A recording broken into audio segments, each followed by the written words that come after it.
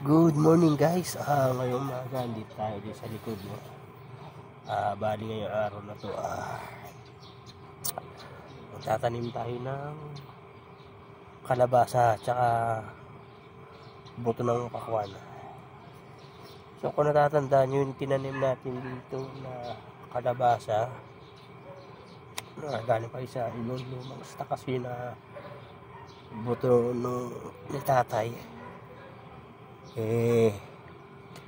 hindi na tumubo. So may nabili tayo na bagong sinanay na bibili kinanay na kalabasa nung nakaraan. Niluto yun na, kinuha ko yung buto. So yun ang itatanim natin.